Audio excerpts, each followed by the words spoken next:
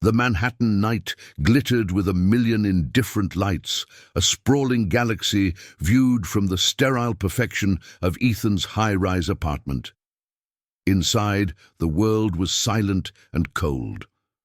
Polished concrete floors reflected the muted glow of recessed lighting, and minimalist furniture sat arranged with a precision that felt more like a showroom than a home.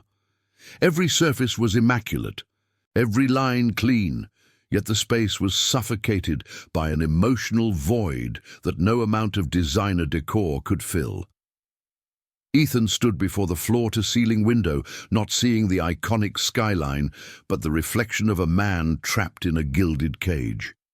He was a master of building enduring structures for the world, yet the foundation of his own life felt like it was about to crumble into dust, and the tension in the room was a palpable living thing, waiting for the first crack to appear. His appearance was a study in contrasts. A tailored designer suit hung perfectly on his frame, the very picture of success and control. But his face told a different story. It was etched with a permanent exhaustion, and his sharp, intelligent eyes were shadowed by a deep-seated distrust he could no longer hide. He swirled the amber liquid in his glass, the clinking of ice the only sound breaking the oppressive quiet. The private elevator chimed softly, announcing the arrival of Jessica, a figure from a past he had tried to neatly file away. She stepped into the living room, her expression a somber mix of resolve and pity. In her hand, she held a slim tablet, its dark screen holding the power to either confirm his darkest fears or shatter his last remnants of hope. She didn't offer a greeting. The gravity of her purpose hung between them, heavy and unspoken. Jessica didn't waste a moment on small talk. Her voice was steady, devoid of malice, but sharpened by a grim necessity as she explained her reasons for being there. She had stumbled upon inconsistencies, whispers that grew into undeniable truths she felt he deserved to know. With a deliberate movement, she tapped the tablet's screen to life. The first piece of evidence was a series of text messages, cold and calculating in their digital clarity. Then, she played the audio file.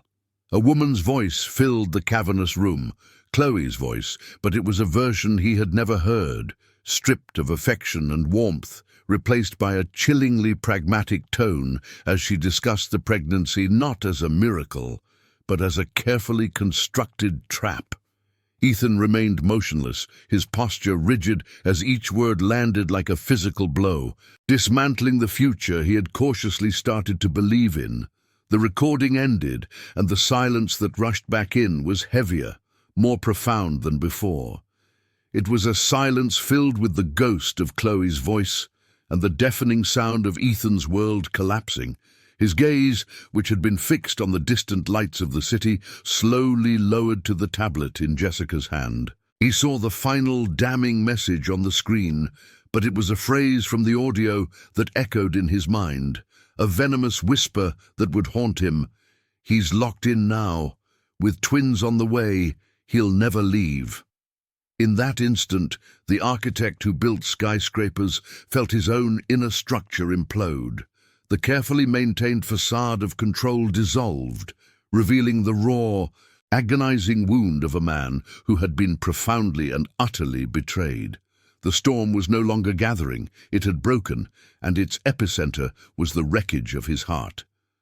The deafening silence of the apartment was shattered by Chloe's sharp, sudden cry of pain. It wasn't a sound of emotional distress, but something primal, physical, and terrifying. She doubled over, her hands clutching her stomach, her face paling to a ghostly white under the cold, recessed lighting. In that single, harrowing moment, the entire dynamic of the room shifted. The carefully constructed evidence, the chilling audio recording, the weight of a monumental betrayal, it all dissolved into insignificance. Ethan's rage, a white-hot fire just seconds before, was instantly extinguished by a tidal wave of cold, unadulterated fear. The architect who had just seen his future demolished was now faced with a far more immediate crisis. The fragile lives he had just learned were a lie, were now in very real danger. The ride to the hospital was a blur of flashing lights and the piercing wail of the siren, a soundtrack to the chaos that had erupted in his meticulously ordered life. Ethan sat numbly in the ambulance, watching the paramedics work on Chloe, their movements efficient and their voices calm, but urgent. He saw her not as the manipulator from the recording, but as a frightened woman, her body betraying her in the most violent way. The city lights streaked past the window, a smear of indifferent colors against the night. He was trapped in this small, sterile box, hurtling toward an unknown future, caught between the ghost of a devastating lie and the terrifyingly real possibility of losing two children he hadn't even had the chance to meet. It's hard to fathom how quickly a life can unravel, and if you feel the weight of this story, please subscribe so we can continue to bring these powerful accounts to light. Hours later, Ethan found himself pacing the polished floors of a hospital waiting area, a sterile, anonymous space that felt like a special kind of purgatory. The sharp, clean scent of antiseptic filled the air, a smell he now associated with a profound sense of powerlessness. He was a man who solved problems, who designed structures to withstand the fiercest storms, yet here he was, utterly helpless. The calm of the hospital was a cruel contrast to the hurricane raging inside him. Echoes of Chloe's cold, calculating voice from the recording warred with the memory of her pained cries in the ambulance. He was suspended in an agonizing limbo, waiting for a stranger in a white coat to walk through a set of double doors and tell him what remained of his shattered world. This longing for a family, for a foundation of his own, had been the driving force of his adult life. He had grown up in a house that was more of a museum than a home, with parents who were successful and respected but emotionally distant, their affection as curated as the art on their walls. He spent his youth feeling like a visitor, observing the warmth of other families from the outside. His success as an architect was born from this void, a desire to build enduring, beautiful spaces where real life could happen. He constructed fortresses for others, hoping that one day he could build a home for himself, not with steel and glass, but with love and connection. Chloe, with her easy smile and talk of a shared future, had seemed like the final, essential piece of that design. The wait ended when a doctor with tired eyes and a kind but grim expression approached him. The words came out in a calm, clinical stream that did little to soften their impact. "You have a son and a daughter," the doctor began, and for a fleeting second, relief washed over Ethan, but it was immediately followed by the crushing weight of the next sentence. "They were born extremely premature. They're in the neonatal intensive care unit. They are stable for now, but I need to be clear, the next few days are critical." The medical terms that followed, ventilators, heart monitors, developmental risks, were a foreign language describing his worst fears. He had become a father, but the title came with no joy, only a heavy, suffocating cloak of terror. Nothing could have prepared him for the sight of the NICU.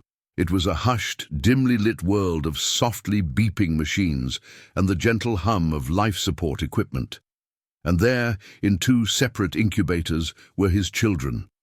They were impossibly small, their bodies no bigger than his hands, their skin so thin it was almost translucent. A tangle of wires and tubes connected them to the machines that kept them alive, each beep and whir a testament to their fragility. As he stared at their tiny chests, rising and falling in a struggle for breath, the last vestiges of his anger toward Chloe crumbled into dust. It was replaced by an emotion so powerful, so overwhelming, it felt like it was restructuring his very DNA. It was love, fierce and absolute, a protective instinct that roared to life with the force of a supernova. In that sterile, quiet room, standing between two small plastic boxes, Ethan's purpose became terrifyingly clear. He was no longer a victim of betrayal. He was no longer a man whose trust had been shattered. Those identities were luxuries he could no longer afford. He was a father. That was his new and only truth. The resentment, the pain, the questions about Chloe's motives, they all receded, becoming distant echoes from another lifetime.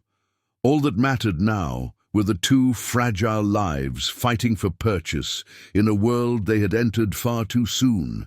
A profound sense of calm settled over him, the calm of a man who has found his mission. He would be their foundation. He would be their strength. It's in moments like these that we find our true selves, and your subscription helps us share these journeys of discovery. His first conversation with Chloe took place in her hospital room, a sterile space filled with the scent of antiseptic and unspoken words. She looked small and exhausted in the hospital bed, the bravado from her recorded confession replaced by a raw, quiet fear that mirrored his own. The air between them was thick with a tension that was different now, no longer about anger and betrayal, but about a shared, terrifying responsibility. "I saw them," he said, his voice low and steady. He didn't offer comfort or condemnation. He simply stated the fact that now defined their existence. "They need us, both of us. Whatever happened before, whatever you did, we have to put it aside. From now on, everything is about them." It wasn't forgiveness, but it was a truce, a necessary alliance forged in the crucible of the NICU. The world outside the hospital, however, was not as willing to declare a truce. His phone buzzed with messages from friends, their advice a chorus of warnings and righteous indignation. Jessica called, her voice laced with a mixture of concern and a triumphant, "I told you so." They all said the same thing: get a lawyer, establish paternity, fight for sole custody. She had trapped him, and now she would use the children to control him forever. Their logic was sound, their arguments compelling. To them, the situation was a clear-cut case of manipulation that demanded a legal counterattack. But they hadn't stood where he had stood. They hadn't seen those two tiny, perfect faces. They couldn't understand that, for him, this was no longer a battle to be won, but a war to be survived together. Their lives fell into a surreal new rhythm, dictated by the relentless beeping of monitors and the hushed conversations with nurses and neonatologists. The NICU became their world. A place where time was measured not in hours or days, but in grams of weight gained, milliliters of milk consumed, and stable oxygen saturation levels. Ethan and Chloe became a team, united by a singular focus. They learned to change diapers through the portholes of the incubators, to read the intricate data on the screens, to celebrate the smallest victories, a stronger grasp, a less frequent apnea alarm, with a shared look of exhausted relief. In this sterile, high-stakes environment, a strange and fragile partnership began to grow, cultivated in the soil of shared fear and a desperate, all-consuming hope. One night, sitting in the dim glow of the monitors long after visiting hours had ended, the silence between them was broken by the sound of Chloe's quiet sobs. Ethan didn't move, didn't speak, just waited. "I was so scared," she whispered, her voice cracking. "I was so terrified of losing you, of being alone again. I know it wasn't right. It was a horrible thing to do, but I just didn't know what else to do." It wasn't an excuse or a plea for forgiveness. It was a confession, stripped bare of all artifice, a glimpse into the profound insecurity that had driven her to such desperate measures. Ethan looked from her tear-streaked face to the incubators holding his children and felt something shift inside him. Not forgiveness, not yet, but the first flicker of a painful, complicated understanding. That fragile moment of connection was shattered by the sudden, piercing shriek of an alarm from his son's incubator. The calm of the NICU was instantly replaced by a controlled chaos as nurses and a doctor rushed to the tiny bed. A code was called, a flurry of medical terms exchanged over the infant's struggling body. Ethan and Chloe were ushered out into the hallway, standing shoulder to shoulder, their earlier conversation forgotten. All that existed was the terrifying sound of the alarm and the frantic movements visible through the small window in the door. He felt Chloe's hand instinctively grab his arm, her grip desperate, in that shared moment of pure terror, watching their son fight for his life. The wall between them finally, irrevocably, began to crumble. The crisis erupted without warning. One moment, the NICU was a sanctuary of quiet beeps and hums. The next, it was pierced by the shrill, unrelenting scream of an alarm from his son's incubator. The world dissolved into a controlled, terrifying chaos. Nurses and a neonatologist converged on the tiny plastic box, their movements a blur of focused urgency. A code was called over the intercom, the sterile medical language a terrifying soundtrack to a parent's worst nightmare. Ethan and Chloe were gently but firmly ushered into the hallway, their previous conversation vaporized by the sheer force of this new reality. They stood shoulder to shoulder, not as adversaries, but as two helpless spectators watching the fight for their son's life through the small square window in the door, their shared breath held in a single, agonizing pause. In the suspended time of the hallway, with the frantic sounds from inside muffled by the closed door, the fragile composure Chloe had maintained completely shattered. Tears streamed down her face, silent at first, then punctuated by ragged, choked sobs. "I never meant for any of this to happen," she whispered, her voice a raw nerve of anguish. "I was just so afraid. Of being alone, of you leaving me like everyone else has. I know what I did was wrong, a terrible, unforgivable thing, but in my head, it felt like the only way to keep you, to build something real."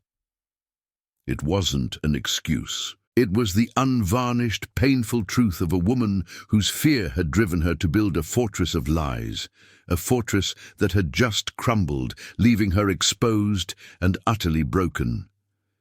Ethan listened, and for the first time, he didn't hear the manipulator. He heard the profound, echoing terror that had been the architect of her deception.